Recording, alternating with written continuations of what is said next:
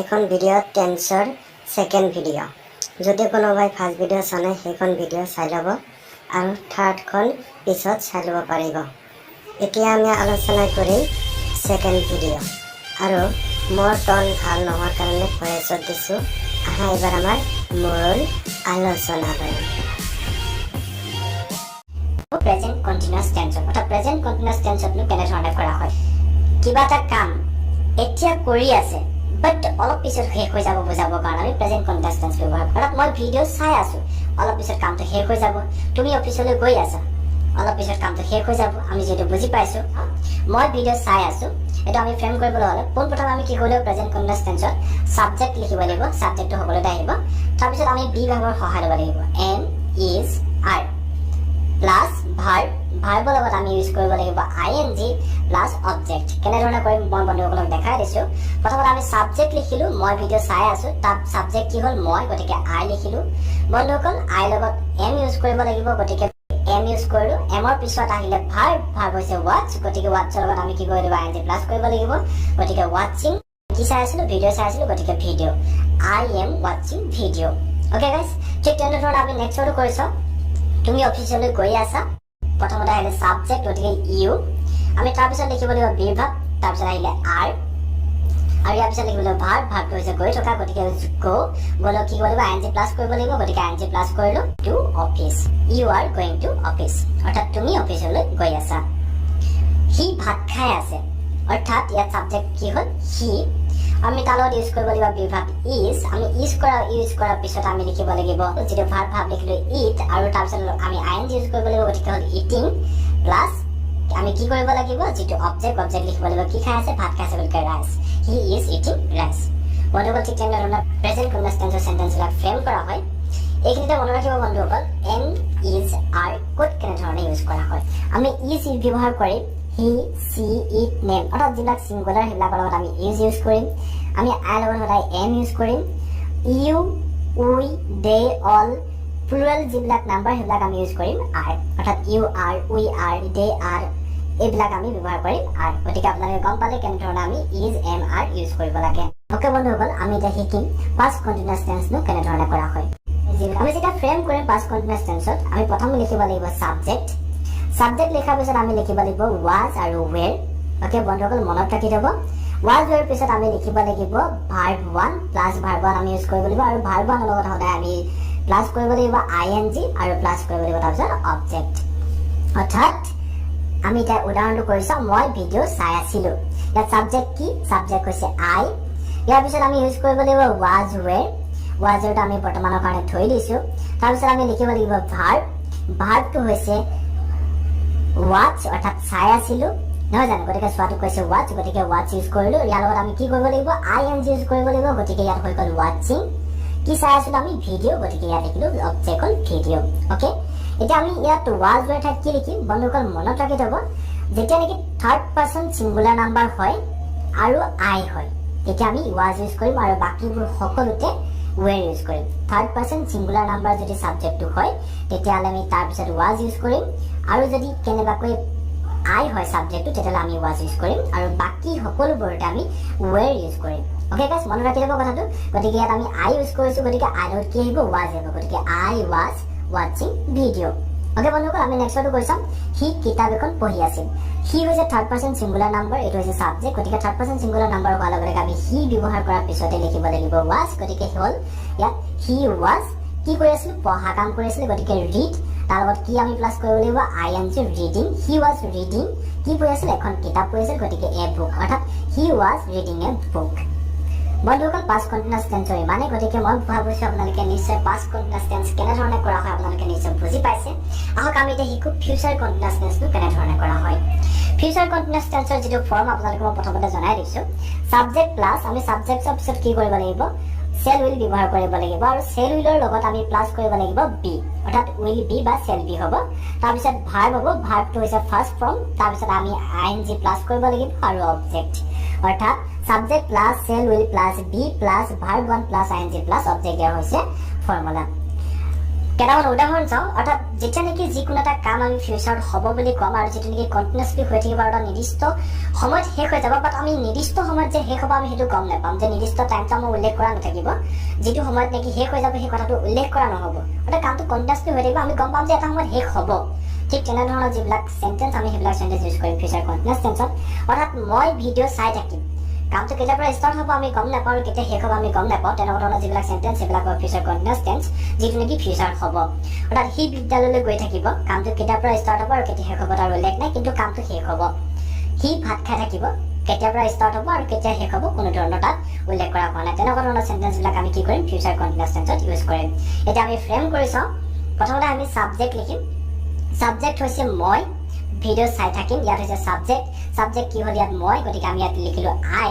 বন্ধুসকল আই লগত আমি কি ইউজ কৰিব লাগিব চেল বা উইল ইউজ কৰিব পাৰোঁ যিকোনো এটা বাট যিটো গ্ৰামাটিকেল ফৰ্মুলা সেই অনুসৰি আমি চেল ইউজ কৰিব লাগিব গতিকে আমি ইয়াত চেল ইউজ কৰিম গতিকে আই চেল আমি ইয়াৰ লগত এটা ইউজ কৰিব লাগিব প্লাছ বি আমি ইউজ কৰিব লাগিব গতিকে আই চেল বি আমি ইয়াত ভাৰ্বটো বিচাৰিছোঁ ভাৰ্বটো হৈছে ৱাটচ গতিকে ৱাটচৰ লগত আমি আই এন জি প্লাছ কৰিব লাগিব গতিকে ৱাটচিং ভিডিঅ' আই চেল বি ৱাটচিং ভিডিঅ' হৈছে ইয়াৰ ট্ৰান্সলেশ্যনছ যেতিয়া নেকি আমি ঠিক তেনেধৰণে নেক্সটটো কৰি চাওঁ সি বিদ্যালয়লৈ গৈ থাকিব ইয়াত ছাবজেক্ট কি ইয়াৰ ছাবজেক্ট হৈছে সি আৰু সি লগত কি হ'ব বন্ধুসকল উইল ইউজ কৰা হয় গতিকে সি উইল আমি তাৰপিছত বি প্লাছ কৰিব লাগিব বি হি উইল বি ইয়াৰ যিটো ভাৰ্ব হৈছে গ' গতিকে গ'ৰ লগত কি কৰিব লাগিব আই এন জি প্লাছ কৰিব লাগিব গতিকে going he will be going ক'লৈ গৈ থাকিব স্কুললৈ to school he will be going to school okay বন্ধুসকল নেক্সটটো হৈছে যে সি ভাত খাই থাকিব ইয়াত ছাবজেক্ট হৈছে হি আৰু ভাত খাই থাকিব অৰ্থাৎ বন্ধুসকল ইয়াত যিটো কাম হৈ আছে আমি কামটো উল্লেখ কৰিব লাগিব তাৰ কথা কি কৰিব লাগিব বি লগাব লাগিব গতিকে হি উইল বি খাই থকা হৈছে ইয়াৰ ভাৰ্ব গতিকে খাই থকাটো হ'ল ইট ইয়াৰ লগত আই এন জি প্লাছ কৰিব লাগিব ইটিং তাৰপিছত আমি ইউজ কৰিব লাগিব ৰাইচ গতিকে he will be eating rice হৈছে ইয়াৰ ট্ৰান্সলেশ্যন প্ৰেজেণ্ট পাৰফেক্ট টেন্স অৰ্থাৎ প্ৰেজেণ্ট পাৰফেক্ট টেন্স কোনবিলাক চেণ্টেন্স আৰু ক'ত কেনেধৰণে আমি ইউজ কৰোঁ আৰু কেনেধৰণে ফ্ৰেম কৰিম আমি এইটো শিকিম যেতিয়া নেকি কিবা এটা কাম অলপ আগতে শেষ হোৱা বুজায় তেতিয়া আমি কি কৰিম প্ৰেজেণ্ট পাৰফেক্ট টেন্সত ব্যৱহাৰ কৰিম ছাপ'জ বেলিটো এই মাত্ৰ ডুবিল অৰ্থাৎ বেলি ডুবা কামটো অলপ আগতে হৈছে মই এই মাত্ৰ এখন চিঠি পাইছোঁ চিঠিখন মই অলপ আগতে পাইছোঁ গতিকে এনেকুৱা ধৰণৰ যিবিলাক চেণ্টেন্স সেইবিলাক চেণ্টেন্স আমি ইউজ কৰিম প্ৰেজেণ্ট পাৰফেক্ট টেন্সত আমি ইয়াক কেনেধৰণে ফ্ৰেম কৰিম চাওঁ আহক ফৰ্মুলাটো হৈছে subject plus have has plus ভাৰ্বটো পাষ্ট পাৰ্টিচিপল প্লাছ অবজেক্ট আপোনালোকক যে কৈছিলোঁ ভাৰ্বৰ মেইন ভাৰ্বৰ তিনিটা ভাগ আছে প্ৰথমটো হৈছে প্ৰেজেণ্ট নেক্সটটো হৈছে পাষ্ট আৰু থাৰ্ড নম্বৰটো হৈছে ভাৰ্ব থ্ৰী হৈছে পাষ্ট পাৰ্টিচিপল ইয়াত আমি ইউজ কি কৰিম এতিয়া ভাৰ্ব থ্ৰী পাষ্ট পাৰ্টিচিপল কৰি চাওঁ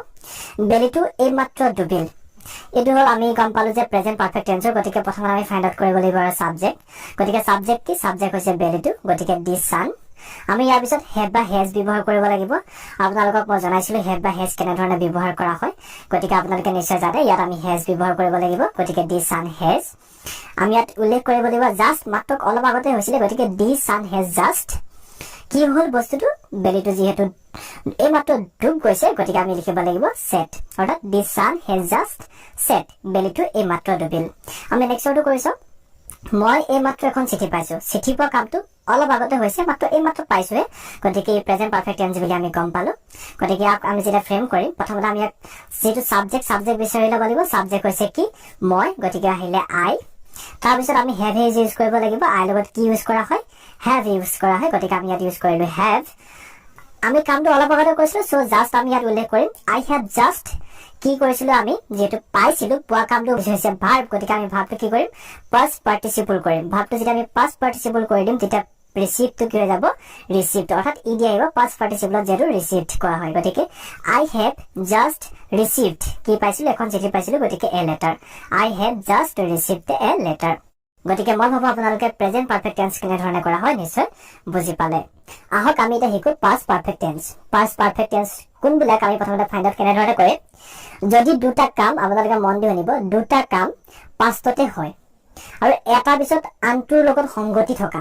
দুইটা কাম পাষ্টতে হ'ব আৰু এটা পিছত আনটো কাম হৈছে ঠিক তেনেধৰণৰ যিবিলাক চেণ্টেন্স সেইবিলাক আমি ইউজ কৰিম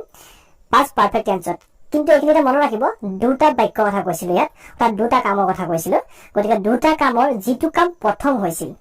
সেই কামটো আমি ইউজ কৰিম পাষ্ট পাৰফেক্ট টেন্সত আৰু যিটো ছেকেণ্ডত হৈছিল অৰ্থাৎ 2 নম্বৰত হৈছিল সেইটো কাম আমি ইউজ কৰিম সিম্পল পাস্ট টেন্সত বা পাস্ট ইনডেফিনিট টেন্সত ইউজ কৰিম সাপোজ মই গৈ পোৱাৰ আগতে হি ওলাই গ'ল এই সেন্টেন্সটোত আপোনালোকে লক্ষ্য কৰক মই হে ঠাইটো পোৱাৰ আগত হি ওলাই গ'ল অৰ্থাৎ ইয়াত দুটা সেন্টেন্স আছে আৰু দুটা সেন্টেন্সে কি হৈছে পাষ্টত কৰা হৈছে গতিকে দুটা সেন্টেন্স পাষ্টত হোৱা হেতুকে আমি ইয়াক কি কৰিম past perfect tense ইউজ কৰিম past perfect tense আমি কোনটো পাৰ্ট ইউজ কৰিম ইয়াত যেটো দুটা পাৰ্ট আছে মই গৈ পোৱাৰ আগতে হি ওলাই গ'ল ওকে ইয়াত আমি কোনটো প্ৰথমতে ইউজ কৰিম আমি ইউজ কৰিম ইয়াৰ যেটো প্ৰথম হৈ যোৱা কামটো ইয়াত কোনটো কাম প্ৰথমতে হৈছিল হি যোৱা কামটো প্ৰথমতে হৈছিল মই গৈ পোৱাৰ আগতে হি ওলাই গ'ল গতিকে হি ওলাই যোৱা কামটো প্ৰথমতে হ'ল গতিকে আমি হি ওলাই যোৱা যেটো পাৰ্ট আমি হেতু কি কৰিম past perfect tense ইউজ কৰিম আৰু এটা উদাহৰণ চাওক তাই যেতিয়া ঘূৰি আহিল তেতিয়া তেওঁলোক গলে অৰ্থাৎ ইয়াত দুটা কামৰ কথা কৈছে আৰু দুটা কাম পাষ্টতে হৈছে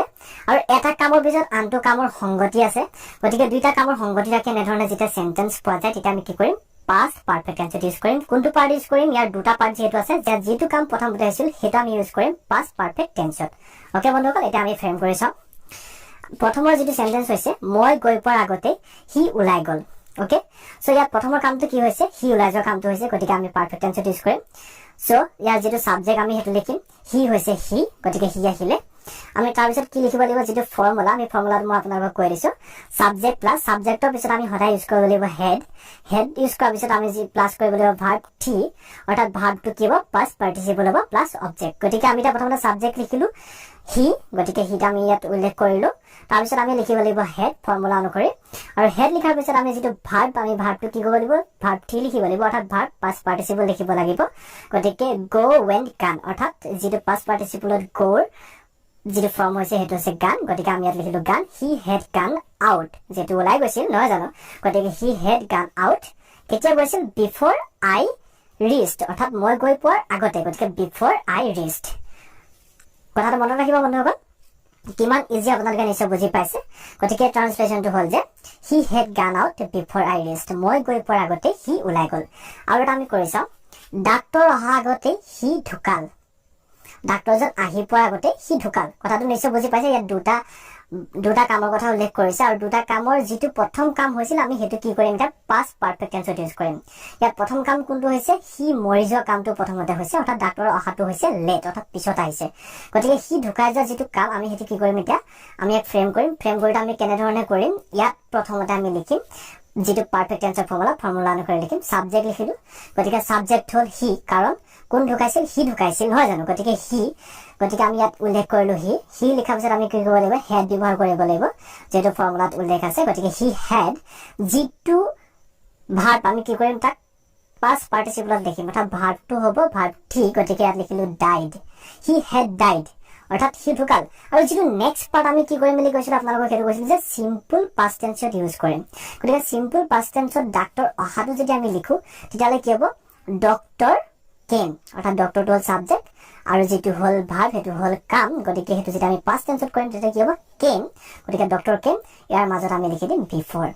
গতিকে হ'ল he had died before doctor came আপোনালোকে নিশ্চয় বুজি পাইছে কিমান সহজভাৱে কৰিব পৰা যায় এটা সেন্টেন্স আপোনালোকৰ মাজলৈ মই দিছো যেটো সেন্টেন্স আপোনালোকে ট্ৰান্সলেচন কৰি মোক কমেন্টত জনাওক মই অহাৰ পিছতে হি ওলাই গ'ল ওকে